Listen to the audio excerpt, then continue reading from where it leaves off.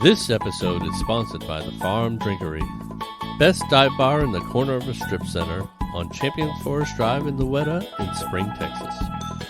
22 local beers on tap and world-famous wings. Come for the great atmosphere, stay for the free high five. Use the code BeerNerd20 to get 20% off your bill. I want to know what you're thinking. It's a hobby. It's a side things you can't hide. I want to know what you're feeling. Tell me what's on your mind. Hello, everyone. Welcome to another episode of Front Row Negative, the podcast. We are back again.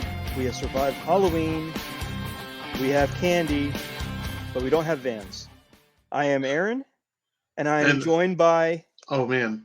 All I want for Christmas is Too early. What? Are you kidding me? No, Too sir. early. All the memes I've seen about Mariah Carey, I've never heard more about Mariah Carey unless it was 1997. No. Leave Mariah Scary out of this. Scary. Before we get to her, we have to get to the Thanksgiving rap song lady. You know, beans, greens, potatoes. We have to get to her first. She comes before Mariah Scary. Okay, that's fair enough. Mariah, stay in your month. It's Mariah's time of the month. Yep, she'll have her time to shine with tinsel and rhyme. So this week we are joined by no one. Absolutely nobody. Nobody this time. We did 4 weeks of the bracket system where we had 5 weeks of the bracket system where we had a different guest on each week to break down the contest, and it was a lot of fun. But one of the things that we kind of skipped over a lot of times is stuff that we watched or were watching, playing, all of that for the sake of the guests. And there are some things that I wanted to talk about, or that we both wanted to talk about that we couldn't do because the guest had not watched those things or had no clue what we're talking about, even though I had given them hints beforehand. Hey, check this out because I kind of want to talk about it. All these slackers, man. And that didn't happen. So also a lot of things I need to hit on this podcast, plug, promote, all that other stuff that we normally, I'm not going to lie, I forget about it. I get wrapped up with the guests, I get wrapped up with the brackets, I got wrapped up with everything else, and I will forget to do a lot of things that's okay, Aaron. we're supposed to do. And it's been also a long, stressful week for me too.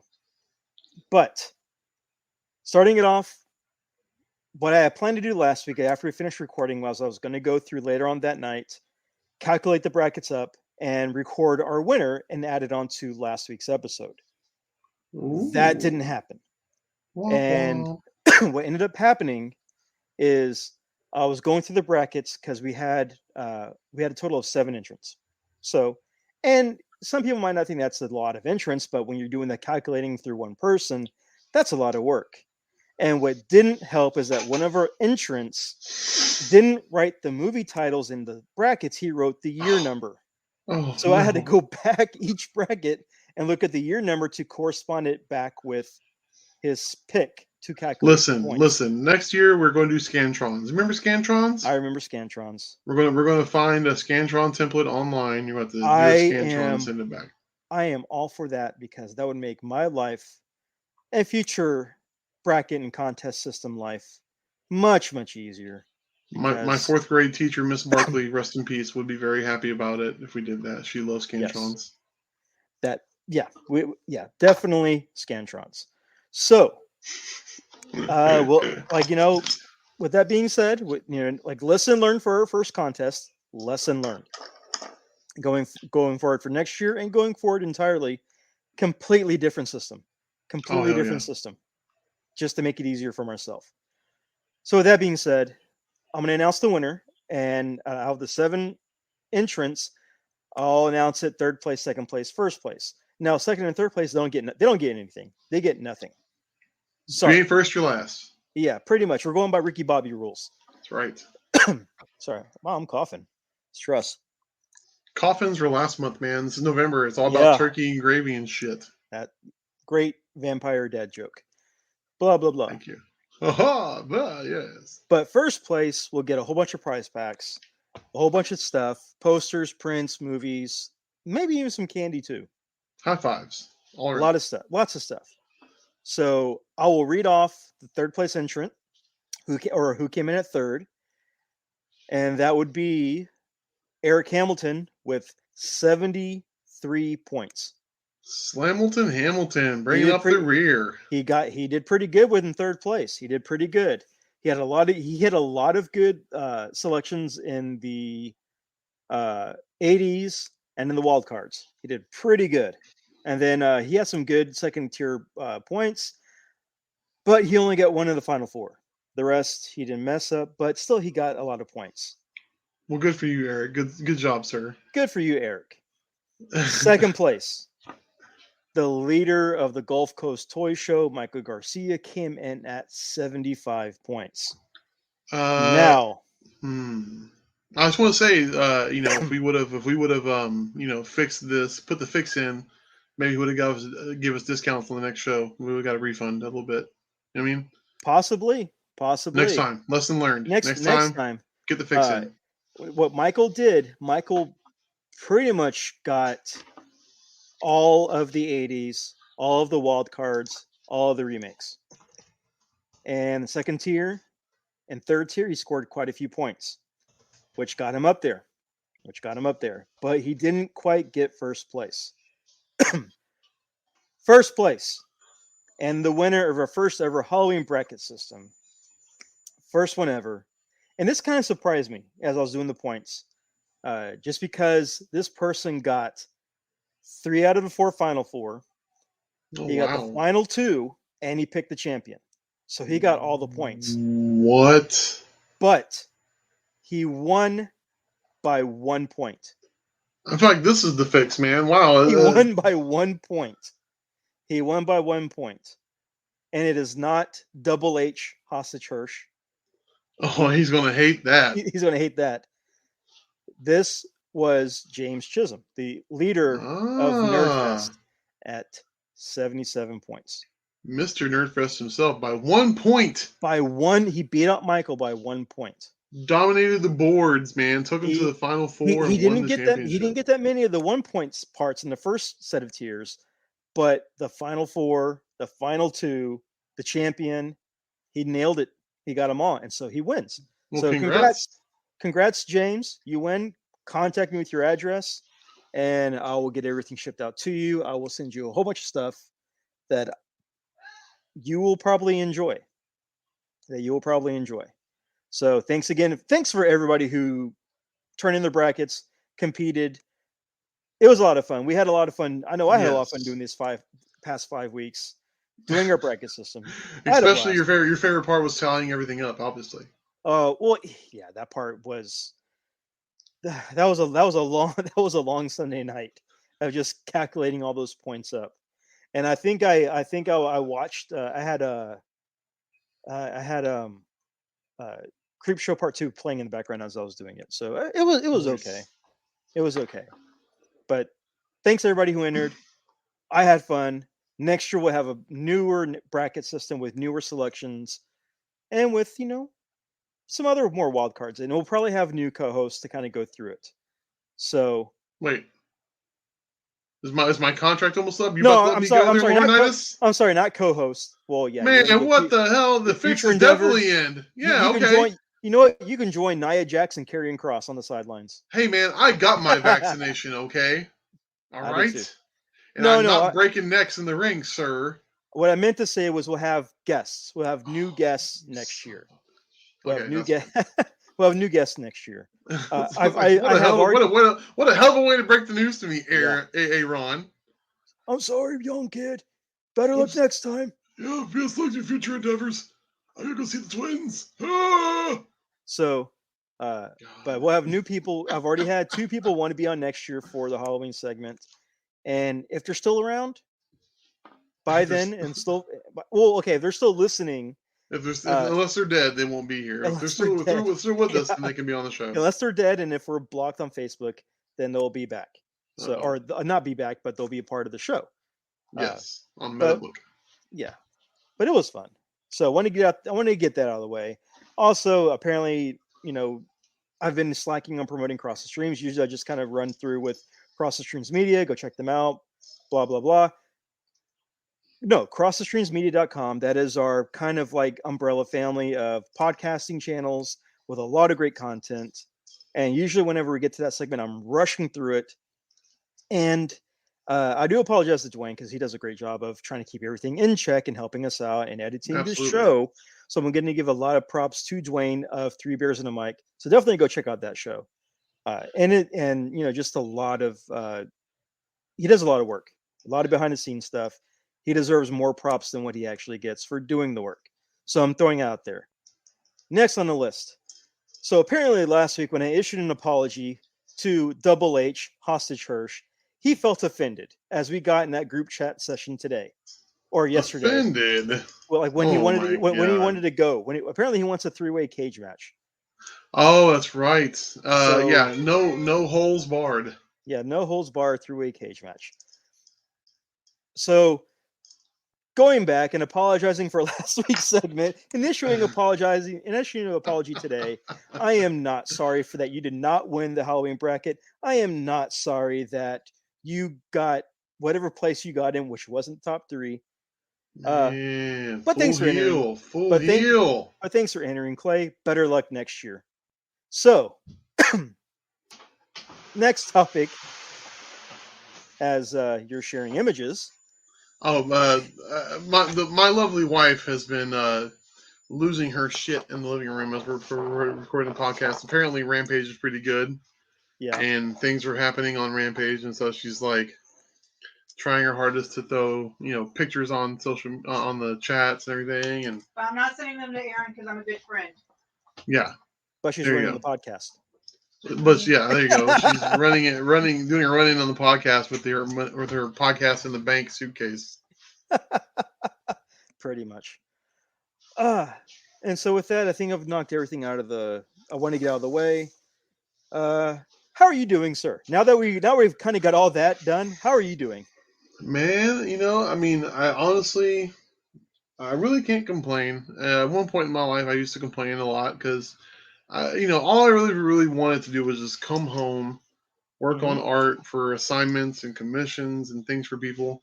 And it was so hard, man, because I would just constantly have to work a full-time job, which, look, I'm not taking anything away. Like if my art was not my pursuit, I would be out there with everybody else, man. It's just like, but when you're in demand and you need to get work done, time is a commodity that you just don't have if you got a full-time job, man. But so with all that being said, I'm fine because I'm blessed with a great wife. We have our own little collectible store, Collectomania, on Facebook and Instagram. Come holler at your boy. Yeah. And we get to do, I get to do all the arts. I get to draw all the pictures and the doodles for human monies. Very evil, very nice. What are your thoughts on Danhausen, man? What a bummer, right? So what I've heard, what was supposed to hear from Danhausen or on Danhausen was that he was supposed to appear at Full Gear. That was the big rumor, was that he was going to be Orange Cassidy's partner at Full Gear. Oh man! Because Trent is out. Bottom. What was it? Top left. For our friends at What's Wrong Wrestling. Bust a nut. Oh my god! I would have died. So Trent Bredett War is Horse out. was on Dark tonight. Oh my god! More spoilers. Well, thank you. Well, that's Dark. Voice from outside of the stratosphere. So Trent Brett is out. Chucky T is out. And it's supposed to be Eula Weeder and Orange Cassidy fighting another tag team, with the tag team taking out Eula Weeder, leaving Orange Cassidy by himself. Enter fan cult favorite Danhausen to come to his rescue, because if you follow Danhausen on social media or follow him through the indies, he has teamed a lot with 3 people mainly: Orange Cassidy, Warhorse, and then Brody King sometimes. Yeah. So he's teamed with those people a lot, and some schmub named PCO. So he was supposed to come out and help Orange Cassidy. That was the big rumor at Full Gear. Well, Halloween night, he was cursed. he was cursed. On Halloween night, he got cursed, and he broke his tibia and he broke his fibia. You And- couldn't. I mean, it's a bummer that it happened, man. But you couldn't have wrote it better if you wanted to. Like, if anybody's gonna get cursed on Halloween night, it's gonna be freaking It's Danhausen. gonna be Danhausen. Oh my Uh, god. And it's a shame because if you haven't listened to this podcast or this first time listening to it, I have talked about going down the Danhausen rabbit hole a few months ago or a few episodes ago, and always saying you need to go watch Danhausen. You need to watch Danhausen. He is hilarious, especially the toy hunting episode where he's in a bee suit. He's in a beekeeper suit. He's a big Simpsons guy. He's a Simpsons guy. He's a Simpsons guy. He's a comic book. He's a big comic book nerd. He's just an overall funny, entertaining guy. And the funny thing is that last month I ordered a Danhausen shirt, because I find him entertaining. And then when I got the Pro Wrestling Crate subscription for October, because I've had all the people that I like in there, you got another Danhausen shirt. Was it the same shirt? No. I was about to say, damn, I thought It was supposed to be a 3D free though. shirt. It was 3D. 3D. It came with 3D glasses, and it was in red, white, and blue ink, but it's all What? shifted. Yeah, That's cool. dude, it's a sick Halloween shirt because it's like his head busting out of a pumpkin. It looks Man, really that's sick. badass. Look, if you're a seasoned veteran, if you're one of our 17 to 19 regular listeners, you know for a fact that I am a toy guy and I buy wrestling figures like nobody's business. Mhm. I have been salivating for a Danhausen figure because Yeah. the word toyetic comes to mind. With a little jar of teeth and the soft goods cape. On the Patreon, he is. I'm not sure if he already put it up, but somebody made mods that he even said what WWE figure to get, and he's selling the head and the teeth and everything to make your own Danhausen. That's pretty cool. Somebody's 3D printing it then. I need to find it. Yeah, you should. Well, 'Cause I think know. he said there's only 10. Well, I know he's got his micro brawler. He's got 2 micro brawlers now. He's got his regular one. And he's got his Summerhausen micro Oh brawler yeah, that's so good. from Midsummer. Dude, I want so badly. I've tried being the micro brawler guy. I can't get into them. I can't get into them either. I'm not a big fan of the micro brawlers. I'm not. I'm all about articulation and 6-inch scale. Yeah. And these little, I don't want no tiny little short man in regards to my my figure collecting. Like the only micro brawlers I've gotten. The only micro brawlers I've gotten, I had the Nick Jackson that I sold. I had the Hangman Adam Page that I sold, and then I got I think I got a Papa Shango one that I ended up selling too. Oh, and wow. then in this recent Pro Wrestling Crate, if you saw the unboxing video, I got a Hurricane helmet, which I'm going to keep that one. That's pretty cool. I'm gonna have to keep that one just because it was overall that Pro Wrestling Crate October edition one overall was pretty good. So this curse has robbed us, Aaron. It has robbed us of Danhausen confronting the Pepsi Man. Yes. Okay. It has robbed us of Danhausen and Adam Page, the Horseman. Yeah. You know what I mean? There's so many things. Danhausen is like literally a walking commodity for any wrestling company he's in, just because his gimmick allows his name, just his name is his gimmick. That is true. It's like, who else has that? Like Goldberg? You know what I mean? Like, who else has got a name that is the gimmick? You don't call Bobby Lashley, you know? Well, you know what I mean? It has also robbed us of having the Danhausen tequila shot in the middle of the ring. Oh, God bless America. And if you've ever seen a Danhausen match, then you know what the tequila shot is. Oh my God, it's so good. I wanted him, dude, because look, now that I've had this revelation of the fact that he was going to be Orange Cassidy's potential secret partner at Full Gear. It's on the internet. We can watch it. I look, all of the bitch and shit that they've been saying on AEW recently, trying to push the envelope, and Danhausen shows up. No swearing. No swearing. His head would explode. He'd be so mad. He would go heel just based on the fact that he don't like dirty mouth. Like, he'd be upset. He'd be going around washing people's mouth out with soap, and I'd be here for it. That is true. That is very true. Chris Judas, dude. Yeah. Oh. Well, have they said how long his recovery time is? 6 months. 3 to 9. God, are you kidding me? Mine's only 6. I'm on month 6, and he's getting a rod in his leg today. Yeah, he Yeah. is. Yeah. But I mean, the good thing is, didn't they say like his did he do a crowdfunding thing and it He got made backed in 20 24 hours? His thing was to raise $25,000. He raised 29 in 9 hours. Yep. The word is over, sir. In wrestling, Cody Mark gave him $1,000. Yeah, that's another thing. You know what though? Cody giving him $1,000 doesn't change the fact that I have Cody fatigue. I'm sorry. Yeah. You can't buy my loyalty. Cody gave him Cardona gave him 1,000. 500. Cody gave him 1,000. Zach, give me your prototypes and free action figures. Ryder gave him 500. Oh man, Aaron will forever be on the Hey, you know what? Cardona train. Apparently, you can hate Cody. I can hate Ryder. that's fair. That's fine. But I'll say this. Here's the difference. See, here's the difference between Cody and a lot of the other people. What Cody's doing now in AEW is, I think Cody's trying to be the company man, the company face.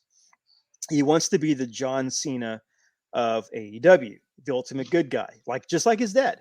The company babyface.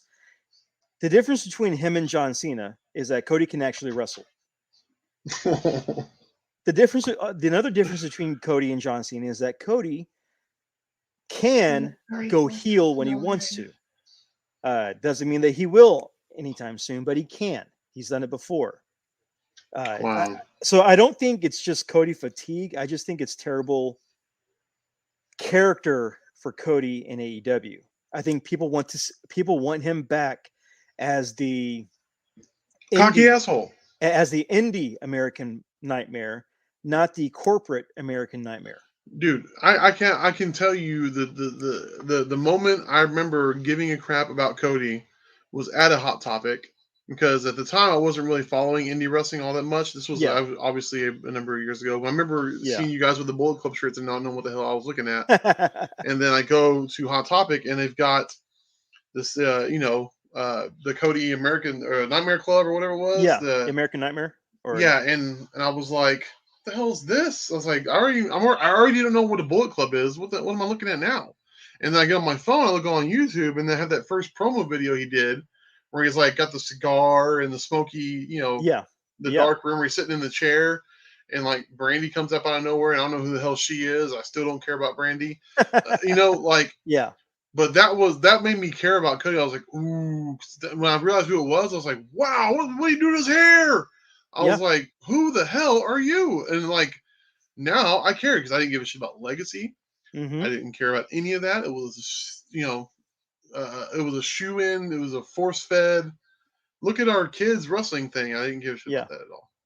Well, I mean, let's be real. The main reason why me and Jen drove over 6 hours to New Orleans during WrestleMania weekend wasn't for WrestleMania. It was to see Kenny Omega versus Cody Rhodes in the main event of Supercard of Honor. And that's fair. I mean, we drove to see that good match between two good talented people. And again, you had cocky Bullet Club American Nightmare Cody versus the cleaner video game artist Kenny Omega. Dun, dun, dun, dun, dun. And dun, dun, dun. Yeah, man, that was a match. And it just sucks that we don't have that Cody anymore. We don't have that same Cody. And you know what else sucks? We can't blame it on Vince because it's not booking. It's Cody doing it. It's Cody doing it. He wants to be his dad in his own company, and I think that's where. He said it on his own show. Mm-hmm. I didn't even know that. I didn't even know he said that. This is just me observing, and it's not working. It's not what the fans want. It's not what the fans want. And that kind of comes down to everything that's going on in professional wrestling is the fact that WWE doesn't listen to the fans. You know what I mean? Yeah. Whereas AEW, for the most part, listens to the fans. But for whatever reason, Cody, who fancies himself, Triple H 2.0 or whatever the hell he's doing, he's got an ego that apparently won't let him. Yeah. Which is the irony, right? Because like you said before, everybody loved the American Nightmare Cody, where he was being a prick. It was like, it's not broke, don't fix it. Yeah. Well, it also didn't help him that his first feud was with pretty much internet darling and an internet, favorite, Malachi Black. Who didn't love Aleister Black? Who didn't Seriously. love that character? And then you want to feud with Andrade, another person that the internet loves, who's super Missteps, talented. man. Missteps. I mean, He's trying to bury people inadvertently. I don't think he meant to do it on purpose, but it's like, I don't think he's trying to bury Malachi because he's only won one match, and I think they've had 4, and he's only won 1. well, I'm saying just the fact that you're in a program with Cody. No offense to Yeah. Cody, but how obnoxious is your entrance when you're the only mother in the company who's got his own entrance coming out of the True. stage That's with true. a big, neon tampon that comes up over you when you come out of the stage. I'm not, I'm not blowing smoke here. I'm not being facetious. I'm saying this guy is all ego. Yeah, he is. And there's no bigger fan of Cody than Cody. What if? I mean, here's a big what if. Here's a big what if. And I would love to see this, but I know it's never going to happen. We got Bullet Club Cody back. Not actual Bullet Club Cody, but that prick asshole Cody back. The one that was the cigar smoking, leather jacket wearing Cody back. And he started teaming up with Andrade because they both have the same type of character. They do. You're right. Andrade is the character that Cody was in the Bullet Club, and they both teamed up with that same type of gimmick. That would be it. That would be awesome. That would be so great. Okay, listen. If we're fantasy booking, Yeah, we are fantasy booking because okay, we know that's not listen. going to happen. Yeah. Listen. Apparently, Charlotte is public enemy number 1 backstage at WWE. She's not going anywhere. Well, she is now since Nia's gone. Yeah, well, there you go. Yeah, now she's public. Now she's supreme public bitch number 1. And I don't think they're gonna let her out. You know what? They're trimming the quote unquote fat, as you will. But we'll get into that in a minute. But like, they're not going to cut Charlotte. We said the same thing about Bray, and look what happened. Okay, so okay, then yeah, no, you got a point. So let's fantasy book it then. Let's say for a fact, in case they do that, they drop Charlotte. Charlotte is an asshole. Yeah. That's her character. She's the queen bitch or whatever. Yeah. The HBIC, if you will, as far as she's concerned. Yep. Can you imagine that happening in AEW with Andrade, Charlotte, Cody, like this like pod, this stable of like arrogant second generation workers, second generation badass, beat the shit out of you, and they know it. You know what I mean? Like they're unapologetic, and they just, you know what I mean? Like that makes sense. Like a great poupon NWO or some bullshit. Like that's the kind of thing I'm thinking. But then you're gonna have people complain about there's too many factions in AEW already. You can't have it both ways. How many great factions do we have from the Attitude Era? Not that I mean to regurgitate the Attitude Era, but I mean, come on, right? DX, Nation, Legion of Doom, Kai and Tai, Southern Justice. Yeah. A lot of the list goes on and on. EMC, Team Extreme. Yeah, you had a lot of factions. The Oddities? No, but anyways, I mean, they're over. Yeah, they're ICP. over. Dude, AEW could start redo the Odysseys and bring all those people that are still alive. I think some of them might be dead. But if there's AEW is for the fans. Supposed to be. It's supposed to. Well, I mean, do they really? You know what I mean? Like, do they really go that far off as far as the fans go? Like, Tony Khan himself is a fan. He is. With money. With money, with lots of money. But again, it comes down. I mean, again, this is all fantasy booking. Yeah. Okay, let's go with it. With the recent cuts, who would you want to see pop up in AEW? No. Actually, I want to say that you have ROH that's going to have their final show next month, and they're looking to grab people to promote. You've got Impact Wrestling that's overall has a decent show. They just need to have more fans in their audience instead of the same 50 people that sound like 50 people. You need to sound like thousands, not 50s. And So isn't Impact owned by one of the richest companies on the planet or some Anthem, bullshit? Anthem. Yeah. So what is the Yeah. deal? Like, why are they not touring? I don't get it. I have no idea. I don't know why they're not touring anymore or why they're not allowing more fans in attendance, but they need to. So we have ROH, we have AEW, we've got New Japan that is touring in the States, as well as still taking people overseas. Wait, they're Because Pop, touring? I thought they just had the thing over in LA. yeah, touring in the Strong. States and in touring in Japan. Well, they're just doing LA, right? They're not touring. Like, is New Japan coming to Houston? Well, no, but their people Oh, are. okay. Like, I mean, look at Suzuki-gun.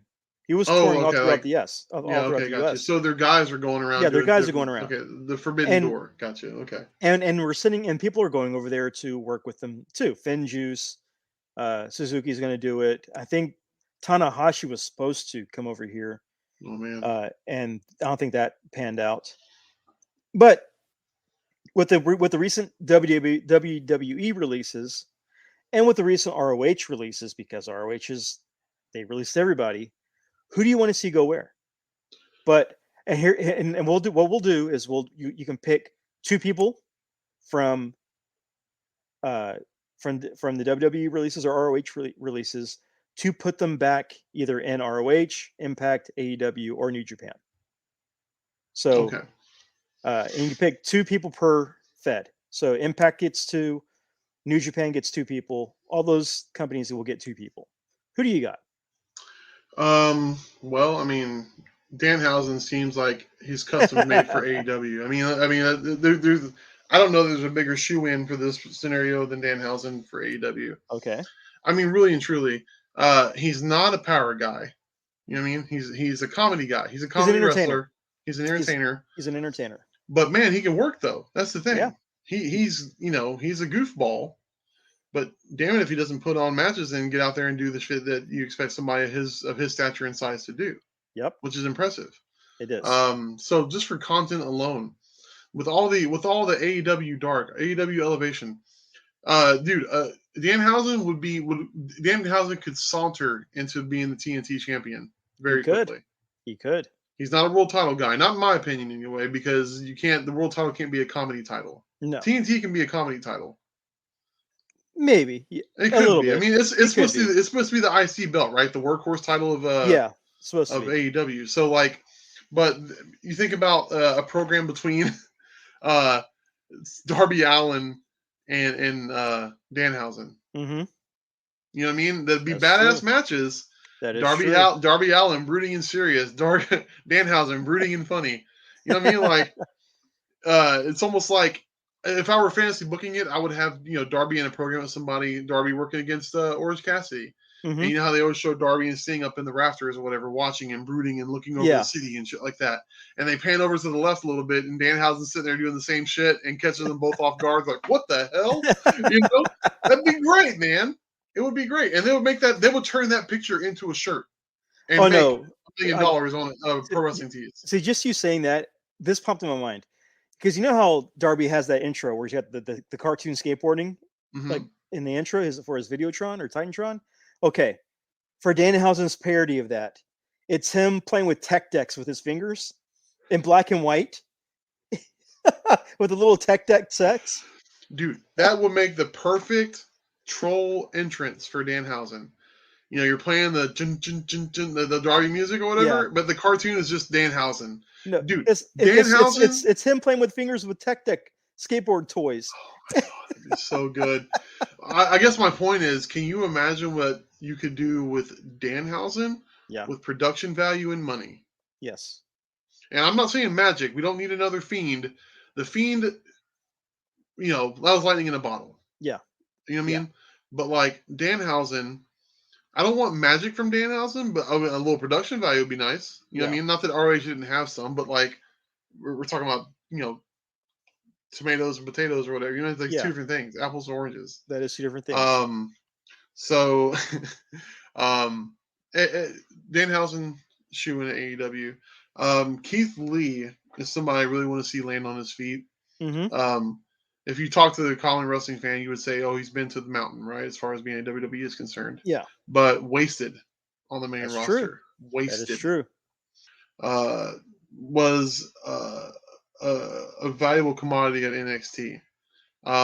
So he needs to be in an NXT type format. So I think if Ring of Honor is trying to reboot, if you're Ring of Honor, you're going after Keith Lee. I can see that. You want a mountain of a man to be your new champion and come in and wreck shop. Keith Lee would be the way to do it. Yeah. You know what I mean? And have me, you know what? And then bring Mia Yim right with him. Okay. ROH needs, Mia Yim's a talented worker as well, man. Is. She's got the chops. She is. That's one of the things you often hear about these companies is AEW, ROH, Impact. Well, not so much Impact, not anymore, I guess, but like weak women's divisions.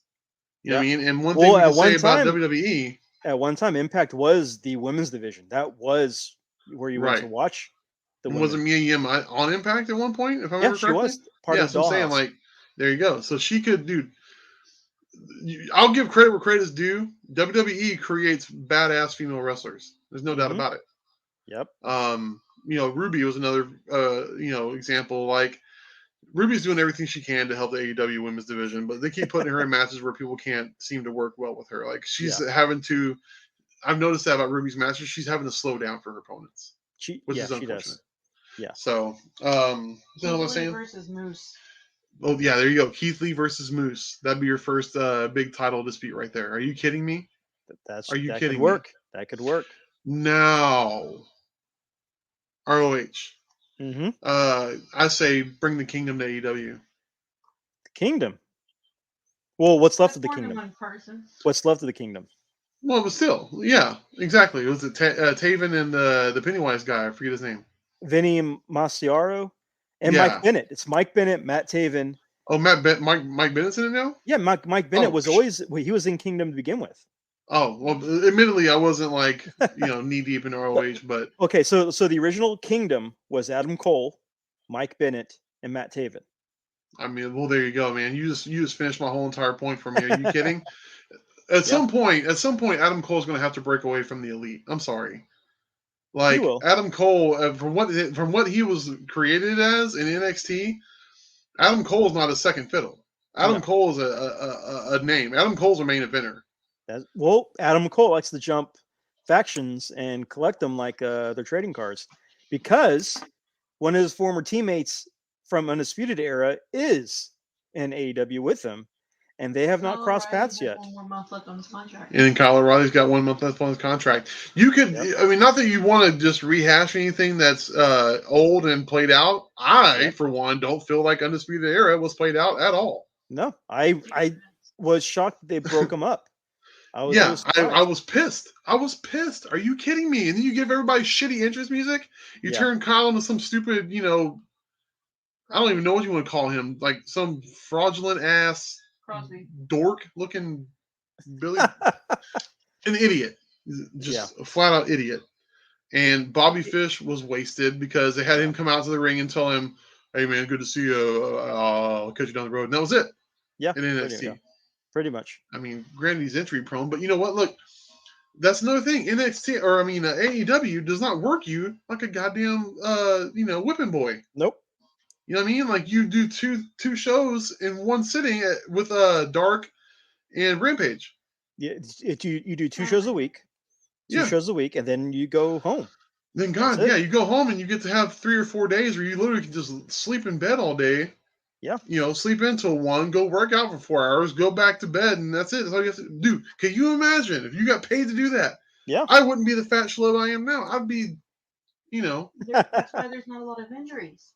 Yeah, exactly. That's my point. Yeah, there's no constant like revolving door of people getting screwed over by the injuries because except for Trip Beretta. He's always injury prone for some reason. Also these guys are also allowed to go work indie shows and other feds time off. They're allowed to go do other shows. Dude, so Mark Henry said it best. Mark Henry said it best on Busted Open. If I were a wrestler right now and I had my choice to go somewhere, I'm going straight to AEW. Are you kidding me? Yeah. Are you kidding me? Just as a job, just as the work. Dude, they have health insurance. Yep. Can you imagine that? Being someone who is a sports entertainer and an athlete, because you're not doing this shit if you're not an athlete, and you're putting your body at risk week in and week out. God Yeah. forbid you have a little bit of medical coverage in a medical system, a healthcare system that's complete garbage. Yeah. Unless you pay for top tier, by the way, but that's a whole other podcast to get into. But the point is, like, anyway. Yeah. Tell me if you were TK backstage at AEW and you picked up the Kingdom, what are you doing? Ooh. I How get do you I introduce get them? I get Bennett, Taven, and Vinny. I can't pronounce his last name, but Taven, Bennett, and Vinny. Mhm. I would have them come in and destroy Death Triangle. Start them off, destroy Death Triangle. Yep. Have them wreck shop on Death Triangle. That would be something. Because all 6 of those people are talented, Oh my and god. you would want to see them wrestle and work each other. That cage match. Do a cage match. Even Are a you ladder kidding? match. Even a ladder match. Sure. So I would definitely do that with the Kingdom. And then you have Maria come in. You have Maria with them. Yeah. And again, production value. Like, you're getting all these great independent, talents, and you put some production value behind them. Like, what? I apologize. The guy with the dreadlocks and balloons. What's his name again? Who? The guy with the dreadlocks and the balloons. Oh, Vinny something. I forget. His last name is like Viscerella or Misserella. He's got a very Italian last name. Yeah, Vinny. I'm just calling him Vinny. Can you imagine, right? So, like, that's his whole shtick is those balloons. Like, it's a Pennywise thing. Yeah, it's a Pennywise thing. He's the king of horror, apparently. Okay, then you know what? Lean into that. Yeah. Lean into that. Make him the new quote-unquote scary fiend guy of AEW. Okay? You have something going on with this triangle. They're out there talking shit. Blah, blah, blah, blah, blah. Whatever's going on. Okay? And imagine this, because you got people under the ring all the time for production and repairs and shit like that. Dude, have all 4 corners of that ring covered, all 4 sides, and each person that's under those sides has got 100 balloons filled with red balloons filled with helium, and you let them bitches go inside there, out from under the ring. Yep. Just that visual alone would be striking. Yeah, it would be great. That visual alone would be You're great. like, what the hell is this? And it's not, and I'm talking about like people who don't even know who Vinny is. Would be like, what kind of Pennywise wacky shit is this? You would captivate people's imaginations. That you would. You'd have them Google searching. Oh my god! And then yeah, and then Vinny, when he comes out, honestly, again, TK's got the money. I'm hiring some makeup effects artists and stuff like that. I'm putting some sick ass jaundiced looking makeup on his face. Yeah. You know what I mean? Make him look like a monster. You know what I mean? Not that he's a zombie. I mean, you've got Abaddon. You've got Abaddon. Are you kidding? Put Abaddon with him. They could be like a mixed gender tag team. They're 2 scary characters together. Whatever. There's so many things that can happen with such great independent talent that is unemployed at the moment. There definitely are. Oh yeah, Nicole said Abaddon, Vinny, and Aleister Black, the House of Black. Are you kidding me? That could work. That could definitely work. Oh my god, I got excited. I like that idea. This is why I hate fantasy booking, because I get myself worked into some shit that'll never happen. Well, there's no Mephisto in this fantasy booking, so we have nothing to worry about. But like quickly, I'm going to run through my fantasy booking. Yeah, sorry, man. It's that's our format. We're 45 minutes in. I've got to talk a bunch of shit. No, it's fine. ROH. I would grab Karrion Kross and Scarlett because we didn't even talk about them. Yeah. Because Karrion, he's a big guy. He can talk. He has the intimidation. He has all of that. I think he would be able to carry the ROH company where Marty left. Because ROH doesn't have a big star. They don't have anybody that's big. And they need somebody who can carry physically and look intimidating to carry the company. Yep. Jay Lethal's a great athlete. But to me, Jay Lethal will always be for ROH. Jay Lethal would always be Black Machismo to me. He will always be Black Machismo. Lean into it. Do it. So you have Karrion Kross be the champion and have him do what Kenny Omega did. Have him go to other feds and defend his belt against the biggest and baddest. And have him just go over them. Just run right through them. Oh, it'd be so good. So that's for ROH. For Impact. Originally, I was going to say Keith Lee for Impact. Sure. But I can't. But I can't. Really? I can't. I'm not going to say Keith Lee for Impact. Okay. For Impact, if I was grabbing up talent, if I was grabbing people up and everything, Impact doesn't really have a big name. They don't really have anybody. They had Christian Cage for a while, but they used Christian Cage to help elevate Moose. Right. And Moose is a good talent. He is a Sure. great talent. And he's finally got a character that can rival champions in other promotions. To me, he's got a character now that can rival the Roman Reigns, that can Yeah. rival the Kenny Omega with Don Callis, that can rival these other champions, because he hasn't been able to do that for a while. And I feel he has that now. Okay. He's able to do that now. And this is kind of where I'm taking a name that hasn't been mentioned yet, that's still out in the free market. Braun Strowman. Because Impact Ooh. needs a big name and a bigger guy. They need The only, a mountain. They need a mountain. the only other big guy they have is Cassidy from Enzo and Cass. Yeah. They've got him. They've got that goofy cowboy Hulk Hogan redneck guy that's with Eric Young, and they have Moose. Those are their only big guys. They don't really have a lot of big guys. But if they brought Braun Strowman in as a physical force to work with Moose, that's something that they would have. For Deonna Purrazzo, I would bring in Mia Yim. This is where the Mia Yim comes in to destroy Deonna Purrazzo, Mickey James, and all them, to really help with that. Yeah, Deonna Purrazzo is talented, and they've been riding on the back of the feel good story for Deonna Purrazzo. They have. Which is fine. They have. But come on, man. Eventually, she needs to be dethroned. Yeah. And for New Japan, this is where I would send Keith Lee. Keith Lee. Oh my God. Here's the reason why. The factions. New Japan is a big faction game. You have your big factions. You have your Bullet Club. You have your LIJ. You've got Chaos, Suzuki-gun, and you have the Embassy with Ospreay.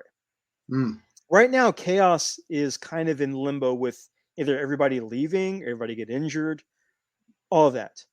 I would send Keith Lee to show up in Japan, act like he's going to join Bullet Club or the Embassy, and join and take over Chaos.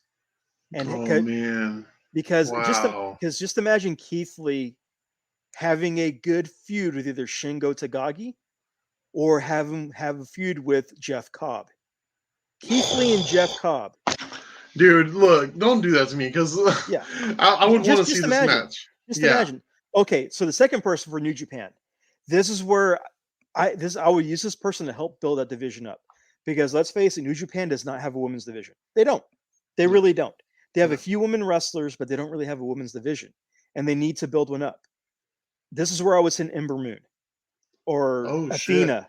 I would send her to Japan to help try to build up a women's division with New Japan. Like she's such a personality that it would work well. The dichotomy would work well. Because nothing against the Joshi style or whatever. And to be fair, I don't know. I couldn't name you one person who wrestles in New Japan's women's division. I don't know. Yes.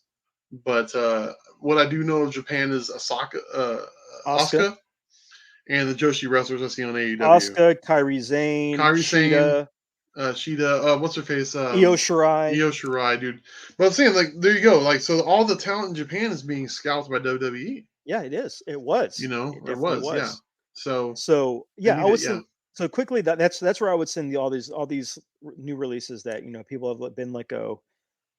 It's sad that it happened, but I mean, most of these people, they've been on TV.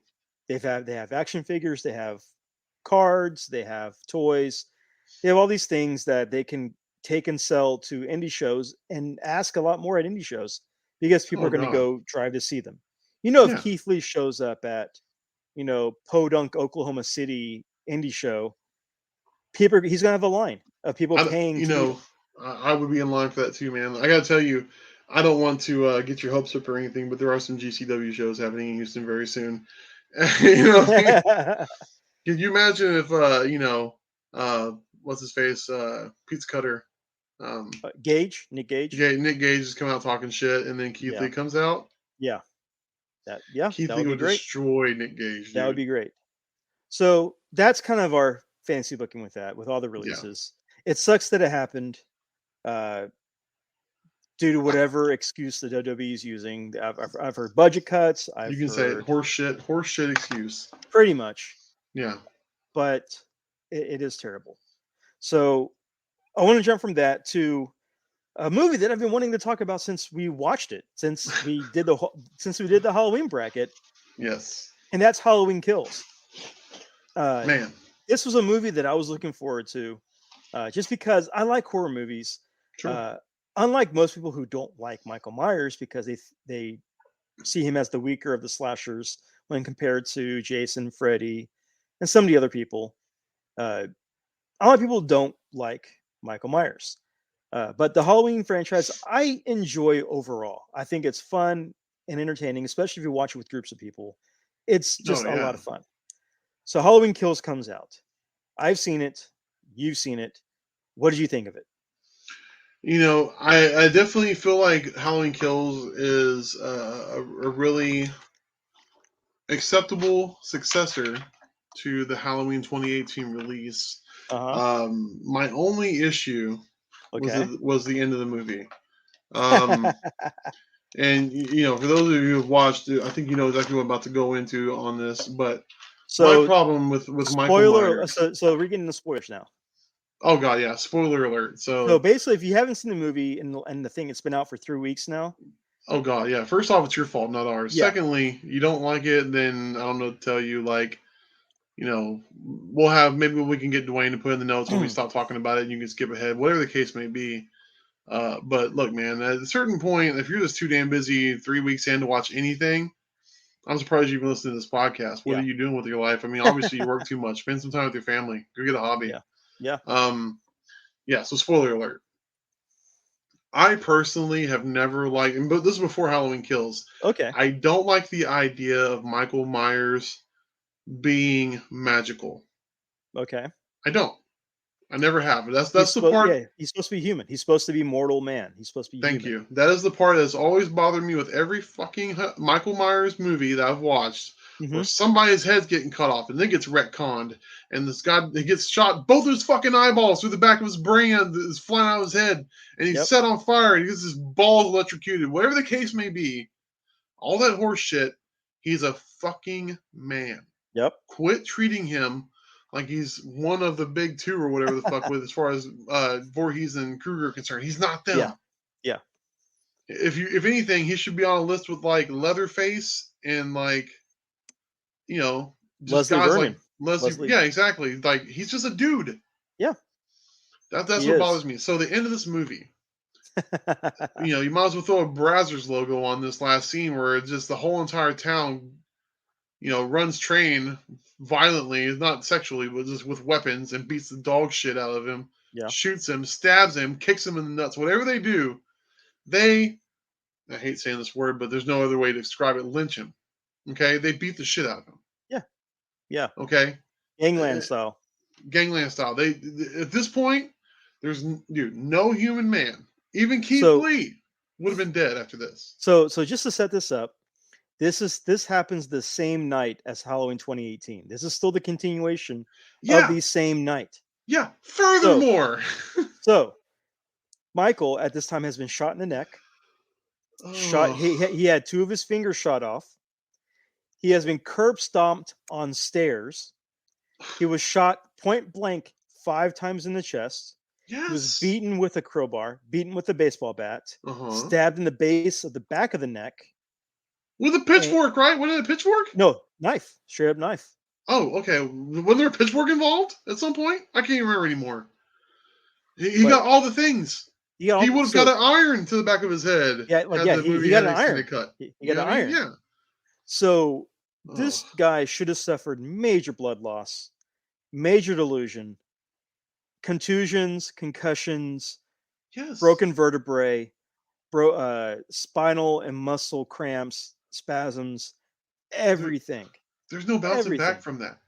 And somehow he was able to lift up, John Cena himself up and kill an entire gang of people, ninjutsu style.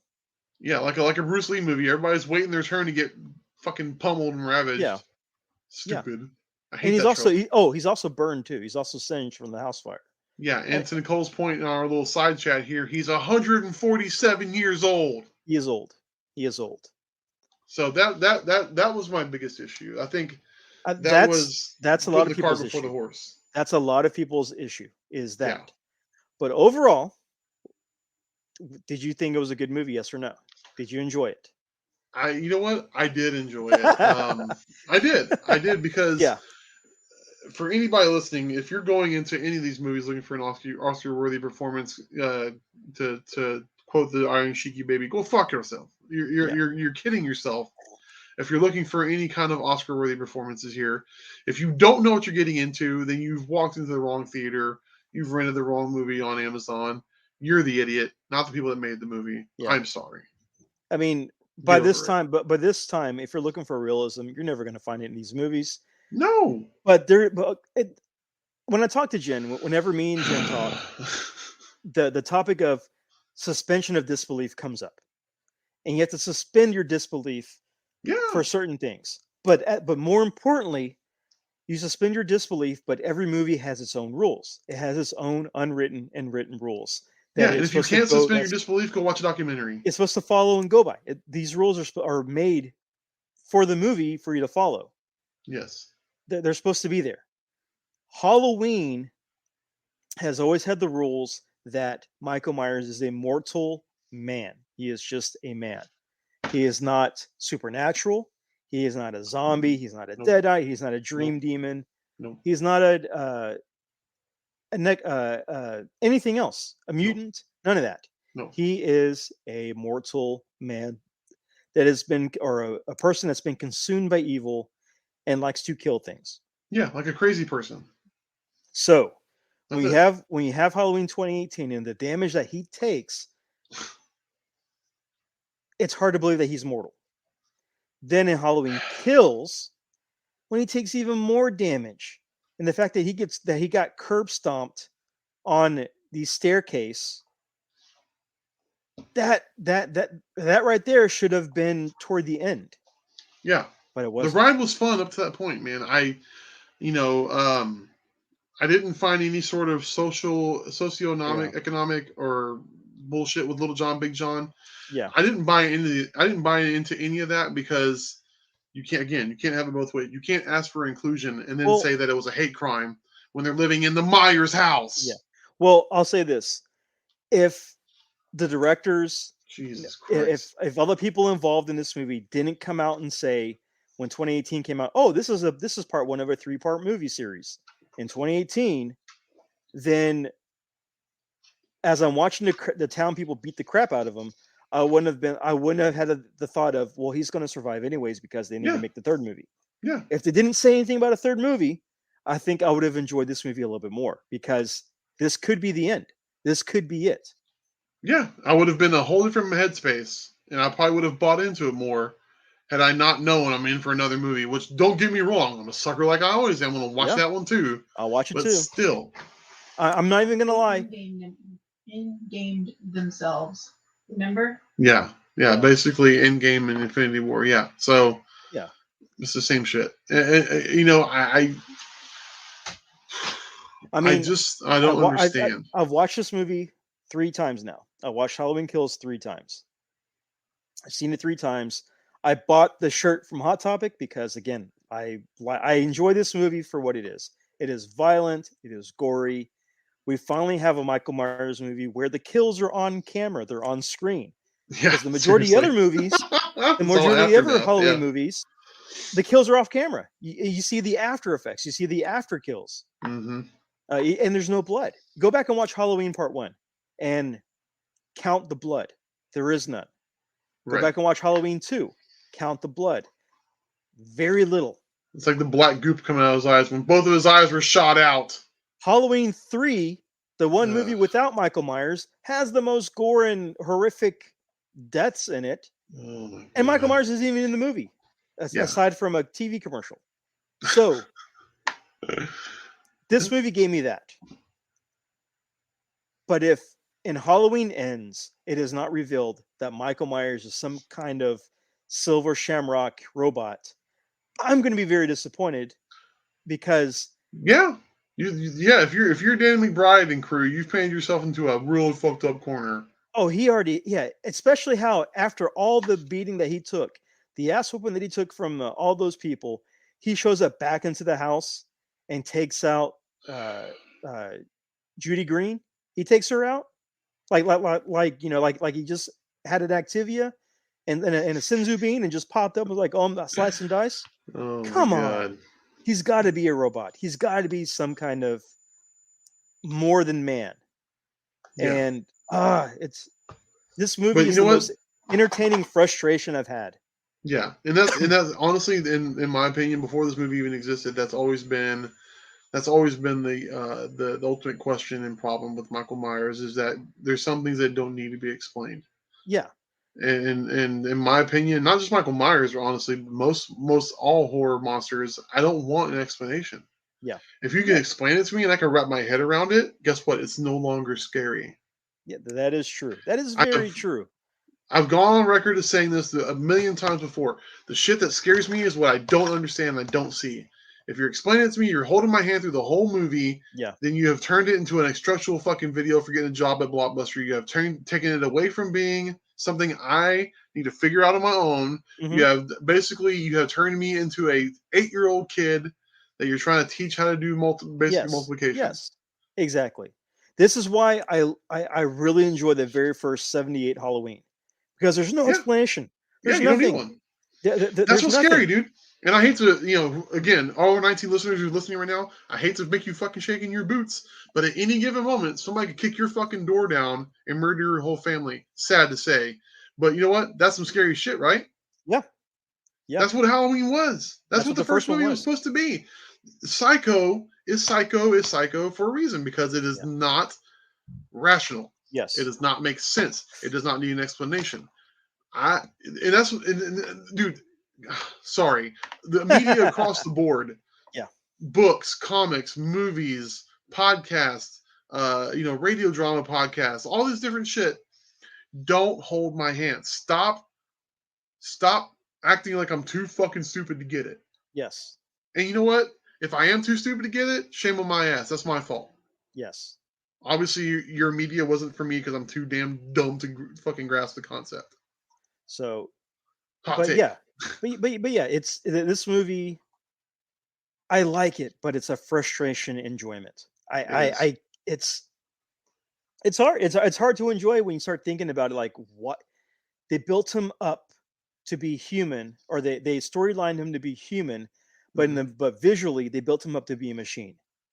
Yeah, so the guy who lived through a house fire in a fucking booby-trapped house, killed 47 firemen, okay? Yeah. While he was on fire, half on fire, with a water hose that had no water pressure. Apparently. All this random shit. Yeah, right?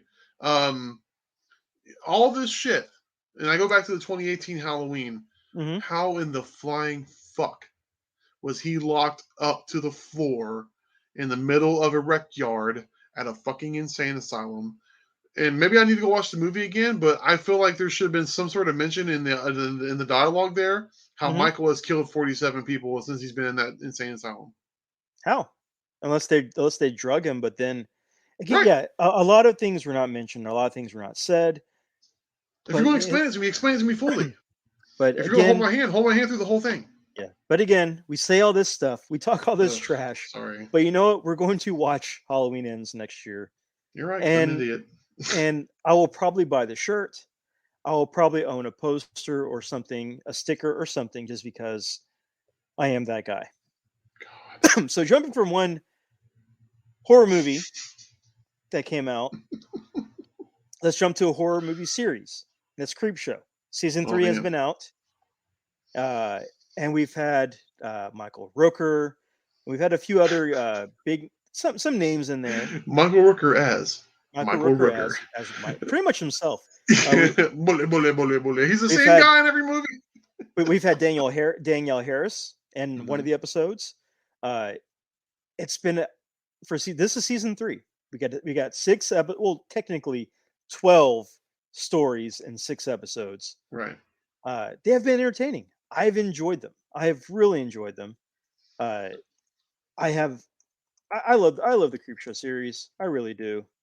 So, how did you feel about this season? Because let's be honest, you got Shudder recently, and you Yes. kind of I'm playing catch up. you're playing catch up, but I am. but you've been bum rushing every episode, and how have you liked Dude. it? You know, I'm clamoring. I always check every day because I admittedly don't know when they're scheduled to come out. The episodes. I'm assuming it's once a week. Yes. Okay, Once so a week. I'm far too busy and important of a man to keep up with schedules. Let's be Yeah. honest. But no, I really enjoyed them because I've gone on saying before, but in case you're new, I'll say it again. These episodes are very much in the heart and soul of the original Creepshow. This is a perfect example. If it's not being broke, don't fix it. Like every one of these episodes has got a certain degree of 1 to 10 on the cheese factor. Uh-huh. That's the whole point, I think, in my opinion, of Creepshow is that 1 being cheesy dumb to 10 being like terrifying. And some of them have been very terrifying. Yeah. Some of them have been complete comedy shows. I think Greg Nicotero did the last 2 episodes or the last 2 stories in the last episode. Greg Nicotero has done pretty much almost one a 1 story per episode. So Okay. Greg Nicotero directed Queen Bee in Mhm. first episode.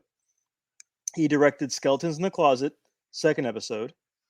He directed because now I'm looking at the list. He directed The Things in Oakwood's Past on episode 5, Mhm. and then he directed Drug Traffic in episode 6. Okay, so in particular, Oakwood's Past and Drug Traffic, right? Yes. Those are both him. Yes. I can tell at the time that those were written, Greg Nicotero was feeling some type of way about the socioeconomic climate in regards to immigration Yeah. and pandemics and disease control. Greg Nicotero had some things to say and wanted to make sure that he knew we knew how he felt, and that's fine. I get it. I know that although I'm not necessarily a fan of this, is my personal opinion, so Mhm. don't stream me up and don't put me on the fire just yet. But for me, escapism doesn't involve realism. Yeah. Okay, so like I know the world sucks. I know that society is struggling, and I'm not going to say the whole entire world sucks because I'm part of the entire world. But I know that in 2021 we're at a place in the world where we're just for whatever reason can't get on the same fucking page, and I don't get it. So for me, I really look forward to my escapism. I look forward to my professional wrestling and my comics and my cartoons and my creep shows. And that was the thing that kind of bothered me in the last 2 episodes. They were good episodes. They For were what they good. were, if you're following the story, you're like, okay, I get it, man, cool. But like again, and maybe it's a detriment to myself that I bitch and complain about having my hand held too much. I don't think these episodes necessarily held my hand too much, but for me, a little too on the nose about realism. I'm like, okay, I get it. Okay, we're going through some shit here, but like, show me the monster. You know what I mean? I didn't, man, I don't know what Shudder's budget is in regards to special effects and whatnot, but that animated episode, Yeah. cost effective, I guess. Well, I'll say this: in Tales from the Crypt, the HBO series, Tales from the Crypt, when they started getting to the end of the seasons and the end of the series because they're running out of money, they went animated because it was cheaper to do, and they even outsourced filming to the UK because it was cheaper. So, okay. yeah, so there's that. I mean, they have Greg Nicotero doing things. They've got people like Joe Lynch and Joe Hill and John Esposito and like people who are good in their careers. They're masters of their field, yeah. Yeah, Paul Dini, Paul. I forget it. Paul Dini. Yeah. So you have people who are masters in their field coming in to help with the series because they love the Creepshow brand. which does help them out.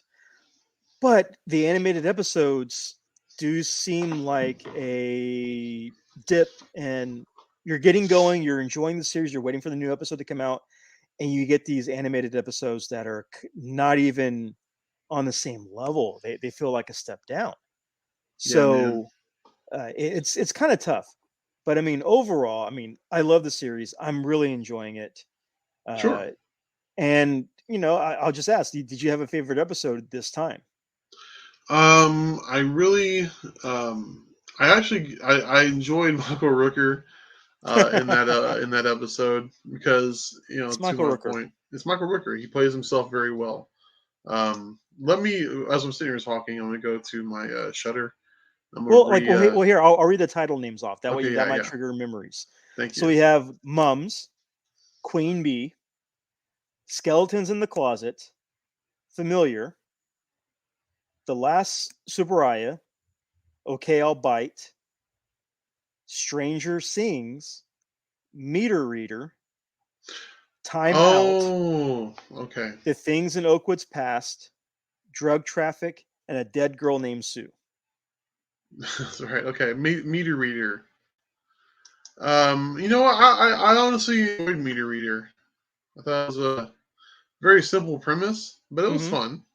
It was Yeah. fun. The twist at the end there was pretty good. And that's the thing. That's what I've always gone on and saying is that I really enjoy a good twist. If you can catch me off guard and you can surprise me, then that's good, man. I wasn't gonna. And again, spoilers. I just didn't see it happening the way it happened with the daughter ended up being like the little vampire hunter chick or whatever. But Yeah. it worked. It worked. Night of the Paul. That was Funeral Home Mortician is Monkey Paw. Oh, where he God, I didn't much care for that one. What was the one where they put the little zombie girl in the one that the guy killed and did shit to? Oh, Like she ended up getting him. A Dead Girl Named Sue, which, if you're a fan of horror movies, supposedly happens during the events of the original Night of the Living Dead. It has the same TV news audio happening in the background that happens during the movie of the original George A. Romero's No Night of the Living kidding. Dead.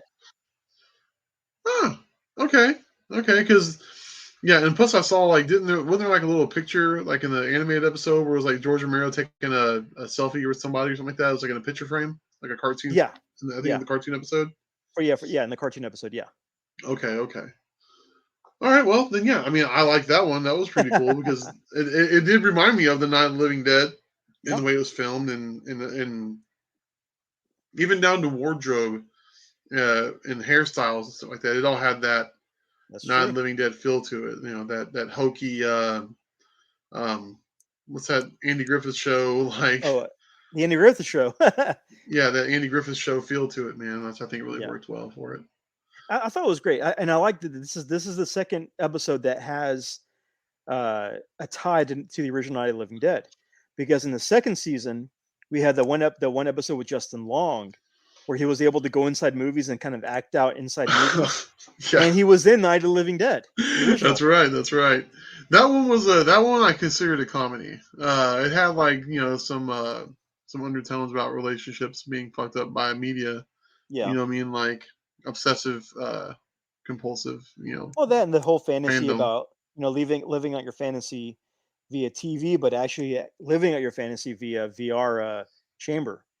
Yeah. So, there was that, and it was great to see an actual Night of the Living Dead tie-in episode in Creepshow. That worked because in the last season we had the Evil Dead tie-in. We had that tie-in episode, which was great, and this was even better. For myself, probably my favorite episode was probably. Oh man, I got this. It's either Skeletons in the Closet because of all the props and Easter eggs in that episode. That is the Raimi one, right? No. Skeletons in the Closet about the kid or the guy who owns the prop museum. That's right. Yeah. And his dad ended up being one of the skeletons, and he would set his dad killed Raiden. Yeah, his dad killed Raiden for him. he killed Raiden. His dad killed Skeleton Raiden. That's right. That's right. So I thought that was pretty cool. Yeah, just, Yeah. just something different. Just something different. But that one was a good one. And I gotta say, Time Out was fun. That one was a fun one. Which one was Time Out? The one with the closet, the little like the little closet, like curio thing, where the guy Oh would go snap! in Where there. like he forgot the key outside of the door, and Yeah, yeah, yeah, that was kind of a bummer too, man. That one was like it was good, but man, that was a depressing yeah. episode. It was Because depressing, all right. if there's one thing I can tell you that I understood from the episode is that time is fleeting and there's not enough of it, Yes, and that's just a bummer to be reminded as yeah, a 40-year-old man that time is like a commodity we don't often have. yeah. But also, Unfortunately. a dead girl named Sue was good. But I did, again, Skeletons in the Closet. I thought was really good. And here's the question though: throughout every episode this season, did you notice? Did you find the ashtray? Did you find the Creepshow ashtray? No, Well, because it's in every episode. of That thing course it is is. And that's, it's like the of Pizza course I Planet miss it. truck. It's like the Pizza Planet truck, but it's for horror. Oh man, speaking of horror, like 'cause as we are doing, but Yeah. one of the things that's always messed me up, and it's just I guess it's more of a phobia than anything else. And it happened. It started with not The Ring, but The Grudge. Yeah. Like there's something that really creeps me the hell out about like an Asian woman with like white face paint and long black hair Oh, okay. and her eyes bugging out of her face like ooh, that shit fucks me up, man. I'm So like then drug traffic. ah. So then drug traffic got you whenever the girls like insides Yes. and heads sort of floating around. Yes. I was like, no, I don't want to go to Asia. I don't want to know. Like, Asia. or whatever. I mean, I don't want to be specific. I didn't know if she was Japanese or what. You know what I mean? Like, for a minute there, I thought that episode was going to have to do with Wendigos for a little bit there. I thought Ooh, maybe she would have okay. been a Wendigo. You know what I mean? Because she's coming from Canada. Yeah, I wasn't expecting her to be like a, spoiler, a floating head with a entrail, Yeah. spine, body mass thing hanging off the back of her head. I'm not gonna But lie. I was kind of expecting a werewolf. I was kind of expecting her to become a werewolf. yeah, so you and I are saying the same thing, I guess, Yeah. essentially. But when I think Wendigo, I think of the old X-Men arcade game. Wendigo. Oh Wendigo. Yeah, I'm right there with you. I'm right there with you. man, But yeah. but no, it was good. Oh yeah. So you kind of like watched all of them within the last few weeks or Oh 2 months. So what did yeah. you think of all of them? I mean, again, good, bad, or indifferent. I mean, I can't give you any bad examples. I can't think of an episode where I was just like, oh, whatever. You know what I mean? I didn't have any of that because, again, I go into it knowing when I'm looking in, what I'm about to see, I know what to expect. You know what I mean? And they give infinite respect for me for that fact that they didn't try to, reinvent the wheel. I mean, there's a reason why, Creepshow, action figures always sell out, and why every printing of the original book that comes out sells out and goes on the aftermarket for $80 to $100. Yeah.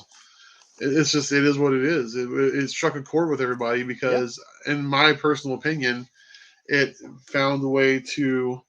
It was kind of like the forefather of bringing that EC Terror Comics thing to the screen. You know what I mean? That is very true. That is very true. That's that was a niche that no one had found yet, and Creepshow found it. That is very I will have to agree with that. I'll definitely have to agree with that. It's Creepshow is kind of like the unsung hero of just just fun horror, just like fun, enjoyable horror. Like it doesn't take itself too comical like Tales from the Crypt does sometimes from HBO, but at the same time it has good special effects, good practical effects, and good stories that it will entertain you. And so I've enjoyed this series. I know a lot of people don't like it because they're expecting like the Crate sequels or they're expecting something else from like the original or the second one, and they hype themselves up to think it's going to be another Creepshow movie when this is just a TV series. Right. You're expecting way too much. So side note, and maybe you can help me with this. I can't remember what series it was from, I know it was an anthology series from back in the 80s and 90s. Uh-huh. It might have been Tales from the Dark Side. I'm not sure. Okay. But it was an episode. One of the episodes was this guy was walking. It probably in the 80s, early 90s. He was walking around and he's seen. It was like in the city, inner city. Yeah. He saw like a winged gargoyle monster demon. Tales from the Dark Side. You know exactly what episode I'm talking about? Yes, and actually, the funny enough, the guy in there was also Second Raiden, who gets killed in Creepshow. No shit, the same guy? Same guy, same actor. God damn, I need to go back and watch that episode because that my whole point being is that episode messed me up as a kid. Yeah, Tales from the Dark Side. And that episode taught me one thing. When somebody tells you a secret, you don't fucking tell that secret, dude. Great, yeah. You know what I'm talking about? That is true. Because you can marry that. Holy shit! I was like, you just. I was like, you didn't have to say nothing, you idiot. Why did you say that? Why did you say something? Man. And then you see the kids standing there, both kids, and they're turning into creatures. Yep. And then the ending scene of like the gargoyle family up on the roof because it was good. So good. It was just I'm gonna go back and watch that now. I'll have to find that. I believe that is on Shudder. I think. Oh man, so good. I think it's on Shudder. I think one of the episodes of Tales from the Dark Side, Tales from the Crypt that I remember is the episode. I think it might be the first episode, but Demi Moore married the big fat guy. Oh no, that wasn't first season, but that wasn't the first episode. But that was season 1 or season 2? No. Season 1 or season 2, I believe. Well, yeah, she marries the fat guy because she's told that he's going to be rich and wealthy. Yeah. And not what happened. No, that's not what happened. That's one of the ones that stuck with me for whatever reason.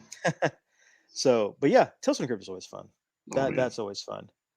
I'm really glad that M. Night didn't get the rights, or the negotiations fell through for M. Night's Tales from the Crypt. I'm really glad that fell through. What? Newsflash to me. I didn't know that was a thing. Yeah, back in 2015, 14 or 15, M. Night was going to do a Tales from the Crypt.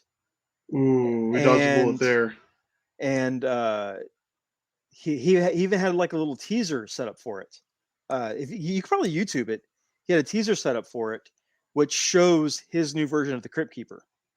Because you know what? I feel like I did see that, but it was so stupid that I just forgot about it. I pushed it out of my head. And the fan backlash because they wanted to put it on CBS. Then they're like, no, we'll move it to I think TBS. And fans were like, no, you have to, come on. The first one was on HBO and it was great. You have to have it on a network to where there is gore, there is nudity, there is profanity, there is all of this. You can't just censor all this to cater to the Hot Topic fandom. And eventually, fan backlash canceled this series before it even went off the ground. Holy crap! I forgot about that. Oh yeah, because the big deal was whenever they announced it was like John Kassir, who voiced the Crypt Keeper on HBO, was like, "Yeah, I've got nothing to do with this series. I'm not involved at all. I know I was contacted one time, and then I haven't heard back." And I think whenever that kind of set the tone for what the series is going to be, everybody was like, "Nope, not interested." So, wow, no kidding, man. That's crazy. Yeah. I think my mind just wanted to forget about that. You're not the only one. You're definitely not the only one. Yeah, it was a good. So, wow. But yeah, so with Halloween finally being over, were there any movies that you got to watch that we didn't cover in our bracket system, like that you enjoyed to watch, or? I mean, shout out to Joe Bob Briggs, man. I need to get back into watching that because Shudder has really, let me jump feet first back into the horror genre. I love my wife to death, but this woman does not like horror movies, so I don't get to spend that kind of bonding time with her. I have to do it I kind of have to treat horror movies the same way I treat porn. You know what I mean? And so, like, you watch it by yourself? Yeah, exactly. Okay. On the down low and shit like that. You know what I mean? So it's kind of I have it followed in the same category, which is weird, but no, I've enjoyed it, man. No other movie really comes to mind immediately that really jumped out at me. I mean, we've covered Squid Game, which wasn't a horror; it's just a suspense drama Yeah, it's more TV suspense series. drama. More suspense drama. Yeah, with just shock value imagery. Um, I mean, I think the hot ticket right now was just the idea that when you kind of bring it around back to professional wrestling, where you have a third quarter of the year where your profit is $256 million, Yeah. and you have to let go of 18 people. And I've seen both sides of the argument on social media recently. There's two different camps from what I can tell. Mm-hmm. There's the camp that is compassionate and cares about other people's well-being, i.e. you and I, Yeah. and the other camp, which is like, mind your own fucking business. You don't own a company, whatever. It's like, Yeah. okay, internet. At a certain point, I wonder if trolls like that and people who are like, apologists for shit like this, Mm-hmm. I wonder if they realize how anonymous and nameless they are when they come off like this. Yeah. Is They Vince probably going to write you a fucking personal thank you letter, you idiot? Because if he's No. not, then shut the fuck up. Who cares? Like, we get it. You're devil's advocate. Okay. Like, Well, you have. I think fanatics are great for the money, but they're terrible for the fandom. yeah, So exactly. it's like Star Wars fans. Right. Yeah, And like, I you get know, it, man. I know they yeah. were getting paid to sit on their ass. And, dude, if I could get paid, who knows, just throw a number out there, $100,000 a year to not do anything, Yep. you won't get a peep out of me, dude. I'll never complain. Yeah. But, like, from a fan's perspective, with common sense, mind you, that's a big part we need to mention here. All of this talent wasted. Mm-hmm. Time. Yeah. Another thing we come back around to that. Time is a commodity. Wasted. Yep. Sitting around, not as an artist, as a professional wrestler, you're an artist. You're telling a story every time you step between those ropes. You're missing another opportunity every day that goes by that you're not on TV or not out on the road. You're not establishing your brand. Vince, in essence, because let's be honest, it's Vince, is taking away your artistic freedom, and he's paying you to be subjected to the idea that you are just his toy in a toy box. Yeah. And if he decides he wants to play with you, he'll pull you out. If not, he bought you. He's going to put you at the bottom of the toy box, and he'll come around if he wants to play with you for fucking SummerSlam, he'll think about it. That's true. You know what I mean? That's true. So, I've never ever been a WWE apologist. When it's bad, it's fucking bad. I call a spade a spade. Yeah. And WWE has got like 2 or 3 saving graces in regards to the storytelling right now. Outside of that is fucking hot garbage. Yeah. And that's coming from a guy who's 40, who is cognizant of the fact that I am not the target audience. I get it. Yeah. I know they don't give a shit about me. But guess what? Whenever I have kids and I'm sharing my wrestling fandom with them, guess what I'm not doing? Showing them WWE. Well, I would say the same. But at the same time, kids have different outlooks on things. No, you're right. And I could say I would say that about WWE product right now, but I've got 2 kids who have favorites that are in the WWE, and to deny them to see their favorites for the sake of my dislike of the brand, I can't do them justice. Parker loves Jeff Hardy. He loves seeing Jeff Hardy. He loves the New Day. It's like I'm not going to deny him from seeing that. Gwen, as we all know, loves Bayley. Big diehard Bayley fan. She loves Bianca Belair, and she loves Sasha because she's in Star Wars. Cannot deny her to watch those people. And I would let them watch it. I will tell them, like, they'll come and ask me, "Hey, are so and so on SmackDown? Is so and so on Raw this week?" And I'll go through and I'll watch them. Like, yeah, they're in this one segment. Do you want to watch this one segment, or do you want to watch the whole thing? No, I just want to watch the segment. They'll watch it, and then they'll walk away, and they're like, "Okay, I'm done." That's it. So they're getting their part of what they want to watch, and they leave the product. They want to watch the rest. Man, I guess my whole thing is like, as consumers, we speak with our dollars. You know what I mean? We definitely speak with our dollars. So it's like, for me, it's like, if I wanted to see WWE change to a product that's worth me watching, then I'm not watching it anymore. You know what I mean? Like the ratings Hey, are going to have to truth. go down because of me. Hey, that's truth. I don't know what the meeting conference room of WWE is like right now. I mean, we can only guess what's happening in there, but I can't imagine that they're having good conversations with positivity. They're. I don't know. I can't even guess because of just every time we think we know what's going to happen, they flip the script Yeah. and they release more people that we don't think that they would ever release, and it's just it's crazy. It is straight up just crazy. I am of the mindset. I'm starting to believe it's true that at some point they're going to sell the company. I think they're But getting ready to set it. I think they're getting ready to sell it to CBS or something like that. yeah, if there's one thing as a fan of WWE, a lifelong fan, one thing I've learned is that Vince will, you know, shoot himself. You know, he'll shoot himself in the foot. You know what I mean? He'll cut off his nose despite his face. You know what I mean?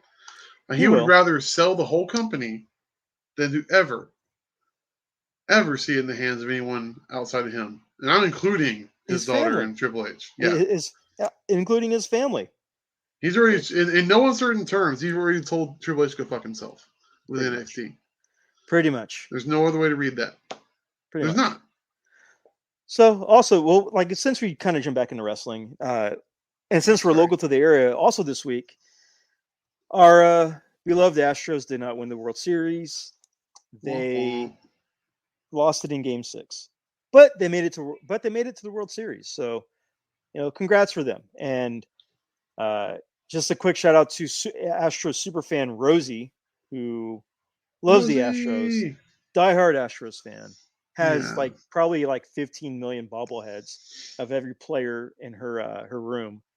And some really cool artwork drawn by a really talented artist that was Yeah. used during an Astros game. Yeah, But who's counting? I don't know. I mean, those bobbleheads, their heads bobble.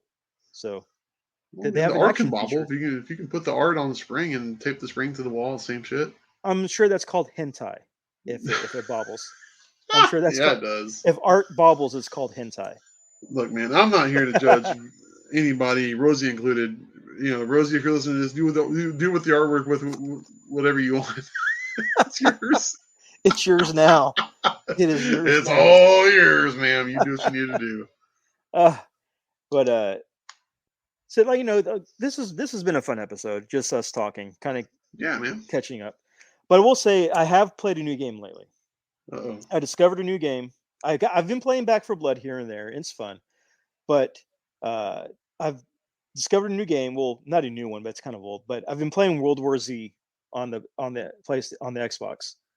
Okay. Pretty much, it's the game The Division with a zombie skin over it. Because you play in groups of 4, bots or humans. You're trying to do missions and trying to do things, but you get weapons in different cities and stuff. And it's just a lot of fun. And it's basically you're fighting a sea of zombies. And you set up World traps. War Z, like it's based off the book and the movie. I think this is loosely based off the movie, with several liberties taken that make this much better than the movies. So, and it's nothing against the movie. I have the movie somewhere on Steelbook, but the movie's okay. This game is just a lot of fun. That's because awesome. you have different classes of people that you can choose. You can be a healer, you can be the mercenary, you can be the inventor, the mechanic, all that stuff, and it's a lot of fun. And you can be Leroy Jenkins. You could be Leroy Jenkins and try to take on all these zombies and get yourself destroyed. Murked. Like I was the first few times I played it. I got destroyed. But it's a fun game. Once you learn it, it's a lot of fun. I'm really enjoying it. That's awesome. So yeah, if you're definitely need a zombie kick and you can't afford Back for Blood, World War Z is free with Game Pass. But unfortunately, what I found out late last night is that you only get 4 stages for free. You have to pay for the other stages via the store. And World War Z brought to you by Yeah. EA Sports. It's in the game. it's in the store. It's in your basket. Oh man, bastards. Yeah, that's the only downside. But they had but they had little cool Halloween trinkets because your character has a backpack with stuff hanging off of it, like like you did back in high school or Oh, nice. elementary I school. still do that. What are you talking about? So my character has like glowing pumpkins hanging off his backpack. That's dope. All right, well, Funko keychains. pretty much like they're like big Funko keychains. But at first he had like a zombie hand hanging off his backpack, but now That's he has like a awesome. glowing pumpkin like Halloween style Michael Myers pumpkin hanging off his backpack, That's which is pretty badass. cool. It was pretty cool. I have So I bought the NECA Ultimate Michael Myers, not the one from the most recent one, but the one before that, from 2018. or it might have been the 2018 one with the glowing pumpkin, the one with the pumpkin with the light inside. Okay, that might have been. Oh wait. Okay, did it come with like the human The head Judith, jack o' lantern? no, it came with the Judith Meyer headstone, so it must have been their previous Yeah, Ultimate. yeah. That must have been the OG one then, because Okay, yeah. from what I remember, you have the OG. Then you had part 2, which came with the Ben Tramer head, which you can kind of switch out. Okay. You have the 2018, which came with like the police cop jack o' lantern head, like the human head, Right. and then you had the Halloween Kills figure with like the burnt side of the face. Yeah. So this one came with literally a pumpkin head that the pumpkin head that The you pumpkin. can Yeah. turn the light on, and a Judith Myers headstone. Pretty Oh cool. yeah, again, that's the first OG. That's the OG one. Then. Yeah, I love that figure, man. And I don't, as much as I'd love to just buy all the great horror figures I see, like I just don't have any room for that shit, man. It's a lot. Yeah, I have to literally Right. focus on I focus on like 4 things: is Turtles, wrestling, Spider Man, and Disney. Those are the 4 things that I can Yeah. legitimately make room for. But speaking of games, real quick, there's a game you've heard of the Jackbox games, right? The ones that you downloaded on your Xbox or your Switch, and then like you play with your groups of friends on their cell phones. Yes. I You play in think the we group. played that. I think we played that one time before a pay-per-view. Jackbox games are so much fun, man. Very underrated because Yeah. their mini games are so obtuse and so dumb, but like once you learn the strategy of them, they become very fun. Yeah. Earlier before we recorded, I pre-gamed you with this T-shirt I'm wearing. This is going to be a description as opposed to a visual aid. I might post it on our social media in case anyone wants to get a look at it. Yes. Post it on FRN Instagram.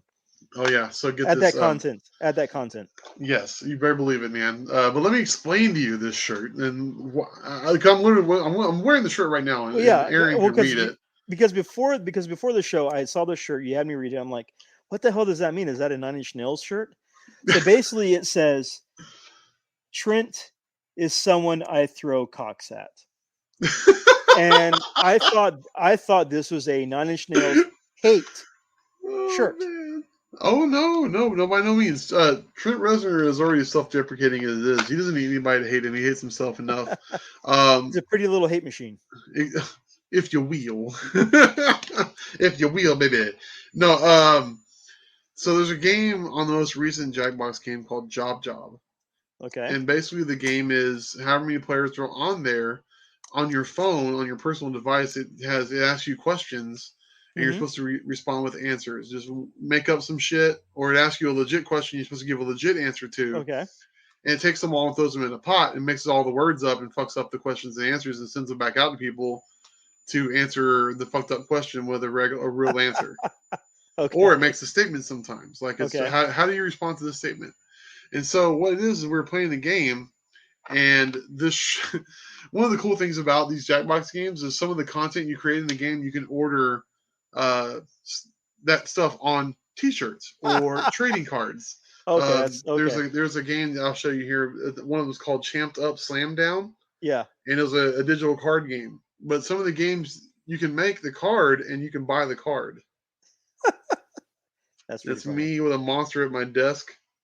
And my little shtick is not the champion of pulling an all-nighter. So it's kind of cool. But the shirt in question, when the answer popped up on the screen for all the players to vote on, Yeah. all of us laughed so hard we all pissed our pants because it was one of the weirdest statements I've ever seen written down anywhere. And the game put it together, not me, not anyone else. And the game threw us this thing. It said, Trent is someone I threw cocks at. Which is funny. Let's unpack it for a minute here. First off, who the fuck is Trent, right? So it could, like you said, it could have been Trent Reznor. Yeah. Or it could be Trent Beretta. which Yeah. would be kind of funny. Don't think for a second I won't take this shirt with me to New Orleans for AEW, and if there's a possible Trent meet and greet, this is a photo op I could not pass up on. Right? Well, even with Orange Cassidy or Chucky T. Oh, dude. Talk about botchamania. I'd have them corpsing, sir, with a shirt like this. As a matter of fact, I bet Trent would ask me if he could buy the shirt from me. But so yeah, it says Trent is someone. So it's not like Trent's anyone in particular. It's just some dude named Trent, right? And I threw cocks at. So past tense. I no longer throw cocks at Trent, but at one point in the past, I threw multiple cocks at Trent. That's right. There's so much to unpack there. And if you notice, there's not a period. This is just an open-ended statement. Trent is someone I threw cocks at, ... essentially. The game is not over. The story is not done being told, sir. Don't think for a second that on Job that I'm not typing the name Trent in for future answers just to see what else this game kicks out at me. So we're playing the game, and Nicole goes, and she starts laughing her ass off because she's looking at after the game is over, you can look at stuff you could order. And this popped up as an option. I said, order that shirt immediately. And so if you never played Jackbox games, you can download them on your Game Pass or whatever the store is for the console of your choice. Do that. And when you have social get-togethers, play the games, and you can order shirts that say, like this, Trent is someone I threw cocks at. Like chickens or wieners, whatever. Hey, I'm not holding anybody's hand. I mean, it's a great shirt. It caught me off guard. This shirt is an allegory for what we're talking about for Halloween in all horror movies. Don't tell me everything. I don't need to know the whole goddamn story. If this shirt was a horror movie, Trent, and the movie started off like this. This is the opening dialogue. Trent is someone I threw cocks at. If that shirt was a horror movie, it would A, be directed by Rob Zombie, B, have Sherry Moon Zombie be the lead female role, C, have a soundtrack by both Leonard Skinner and probably Ted Nugent, D, be shot somewhere in Alabama or even Arizona. Oh, come on, man. Are you telling me this shirt is a horror Billy shirt? This is not a horror Billy shirt. It's a horror thrill-billy shirt. Dude, Trent. Okay, then who's playing Trent in this movie? Probably whoever is at the Walmart at 8 a.m. buying chewing tobacco. Oh, man. Well, you know what, then? Maybe he deserved to have cocks thrown at him. I don't know. That's probably I'm not here to judge. That's probably why. You know who threw it at him? Sherry Moon Zombie. She's the lead, still in high school. Oh, God. She'll be the 43-year-old woman in high school. Yeah, the 43-year-old woman playing the 14-year-old Lolita fucking jailbait weirdo in the movie. No, you're absolutely right. See, as I'm saying the cast and the concept of this movie, you're like, no, wait, yeah. As you think about it, it's true. Aaron, just go ahead and admit it. You need one of these shirts, buddy. That is a funny ass shirt. Trent is someone I threw cocks at. It is hilarious. It is a hilarious shirt. But I cannot wear that around the house because the kids are learning. Well, Gwen can read.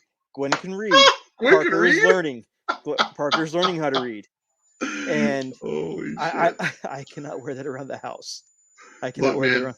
I'm simply saying I will have my lovely wife send a link to you for you to order this. So if you go to an AEW show with us, it's a shirt I can never wear. And Trent, listen, if Trent has a meet and greet at some fucking random place around town when AEW hits town, we're going to that meet and greet. We're getting that photo op. That would be hilarious. That would be hilarious. Not only that, it would be a shtick. We'd follow him around to all his different meet and greets around Texas, and he'd be like, "Oh, it's the fucking cock thrower guys." That'd be hilarious. When this episode drops, I'll post it.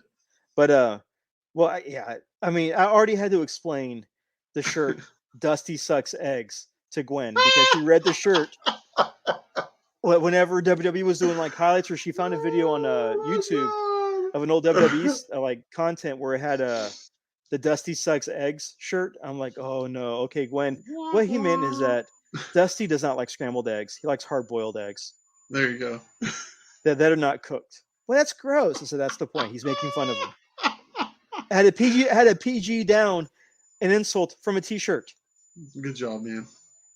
That's So, dad. That's dad 101 right there. yeah, it has to be done, and it was You very dad will. trying. It was very trying. It was very trying. Especially, I just hope that you never have to explain this one. yeah, I hope so. Like I would hope so.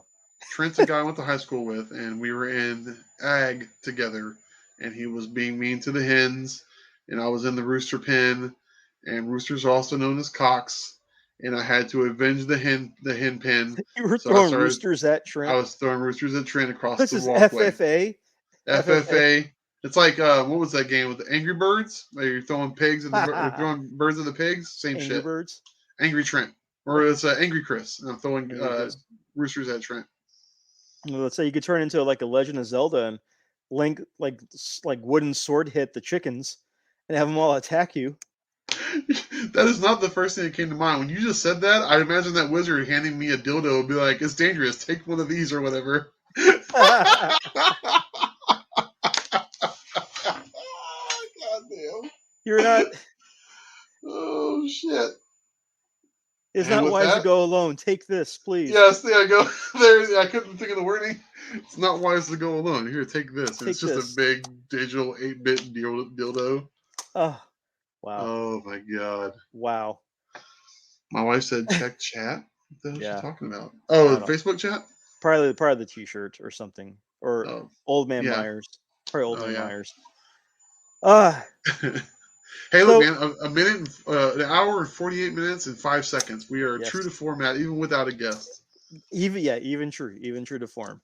So that being said, let's kind of wrap this up. It's been a great. It has been a good episode without having a guest, just to kind of catch up. And again, I wanted to talk about Creepshow. I wanted to talk about the wrestling stuff that's happening with the releases. God. I wanted to talk about Halloween Kills. I wanted to say what game I'm playing, especially because I'm really enjoying World War Z. It's just a lot of fun. You need to jump in, even if it's for like a few minutes. You need to jump on. It's just a lot of fun. It's a lot of fun. I have to look into that because I feel like on one of our Xboxes we canceled our Game Pass to try to save money because we have because we have that Disney trip in October, so we're trying to cut corners wherever possible. Hey, understandable. I'm surprised you cut Game Pass, especially with Halo coming out and Halo being a day one release on Game Pass. I know, man, but I had to have a come to Jesus talk with myself. I don't have time, unfortunately. Hey, that's perfectly fine. In the meantime, we'll have to watch wrestling and laugh at wrestling and play Jackbox games. Oh, dude, we're playing Job when you come over when y'all come over for full gear. Okay. Boom. And it'd be the triumphant return of Trent. Hopefully the kids won't be hit. I'll have Gwen bring her Switch. She'll be preoccupied with Pokemon and Animal Crossing. It'll be good. It's a recipe for it'll be good. Glory. It's a recipe for glory. Yes, it is. So with all that being said, let's wrap this bad boy up. Let's take it home, as the wrestling marks like to say. And we are available on crossthestreamsmedia.com with several other podcasts, like I mentioned at the beginning of the show. Beer Appetit, 3 Beers and a Mic, 3 Beers and an MCU, the Dorksmen, Secondary Heroes, as you heard Alexander from last week. That's his podcast. They have their own bracket system, so go listen to that episode, which I shared on our Facebook page, and you'll be very surprised with A, who wins their bracket system, and B, how the hell that person wins their bracket system because of all their Austin hippie-like talk. So go check that episode out. Yeah, I was, if I could punch my computer screen and not damage it, I would do that several times while listening to the episode. I like the way you worded that. So I'm thinking like instead of alcohol by volume, I'm thinking bullshit by volume. What's the hops count on this? Have you ever seen that TikTok or the Instagram stories video of like people use this audio clip over animals and they're like, "What is that, bruh? Oh my god, what is that? Oh, what is that?" I have heard that.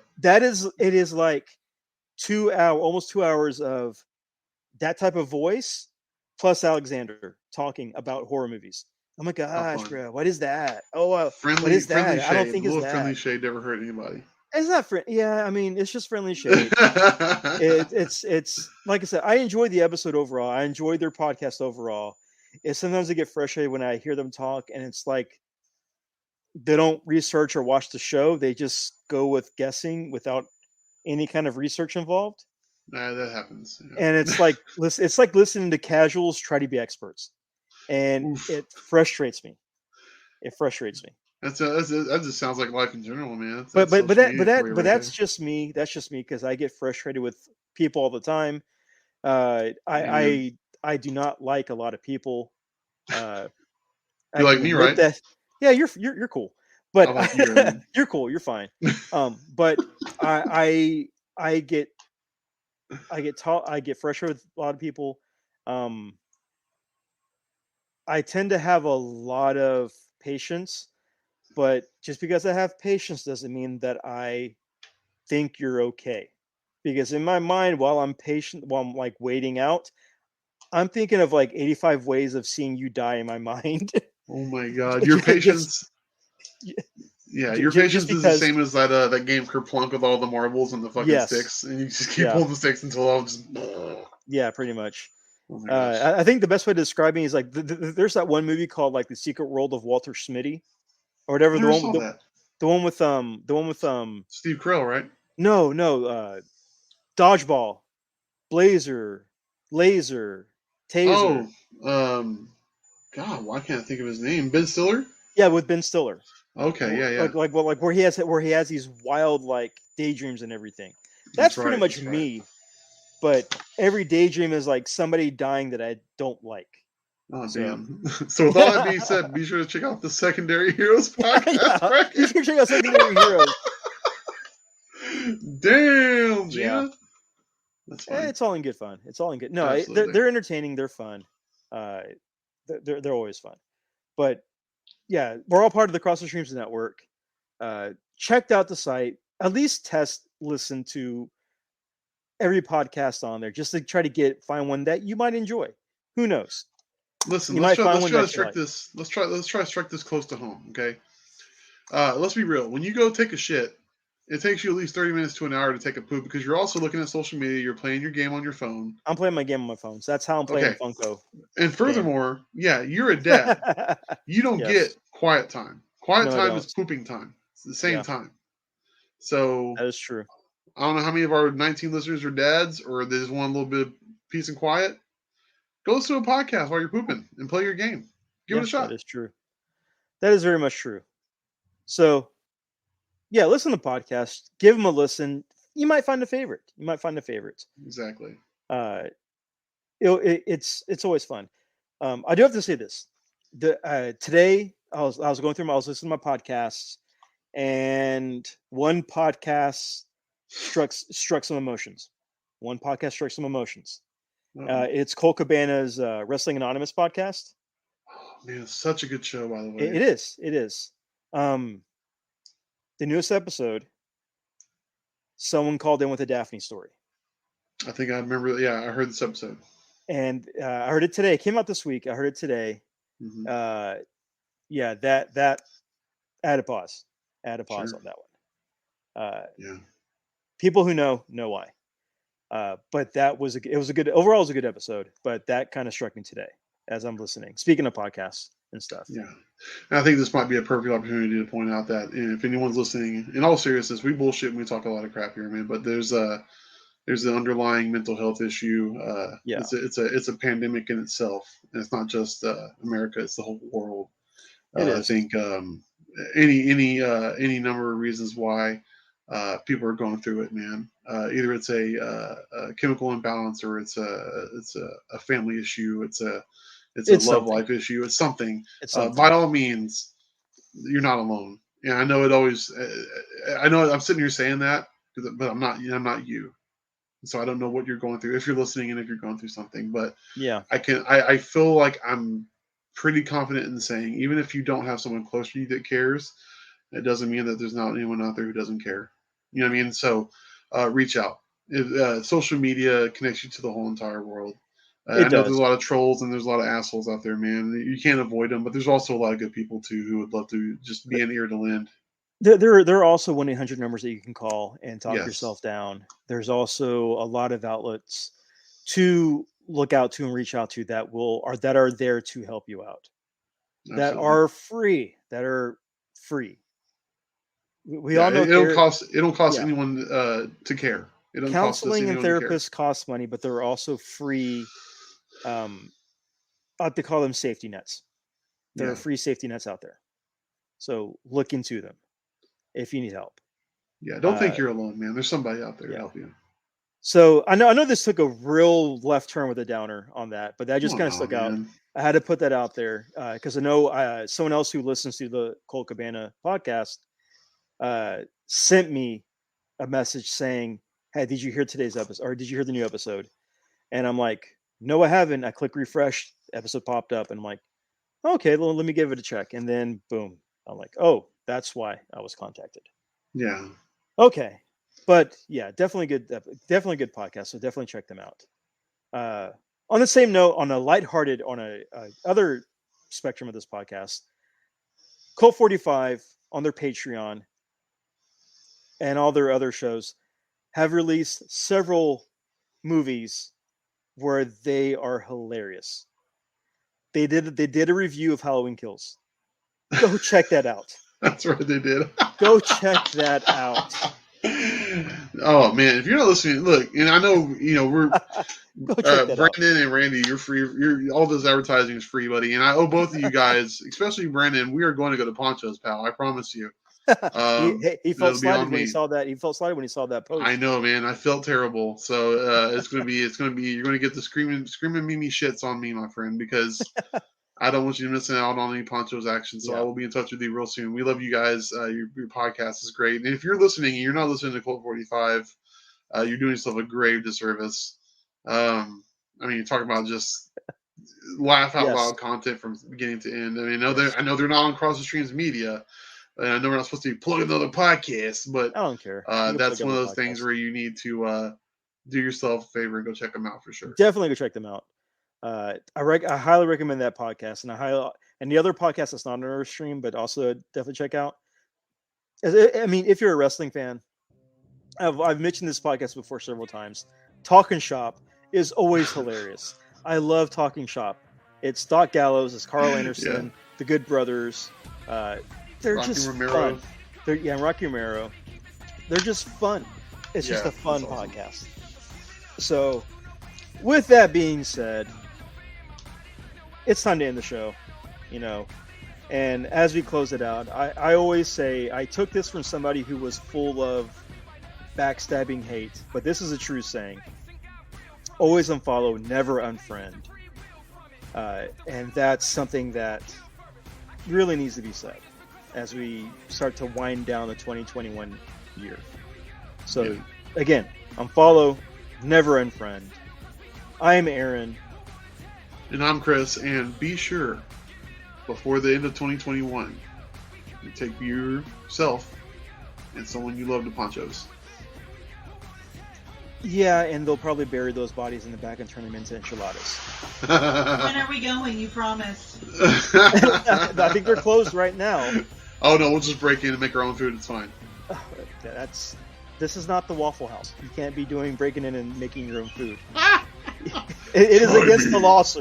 It is against the law, sir. You cannot raise the flag to make your own food at Poncho's. Hey man, as much shit as you throw at Poncho's, for me to want to break you, you should be.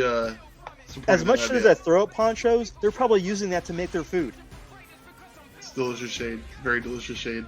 It's not delicious. I keep telling you this. You're Go to Poncho's. And fuck Poncho's.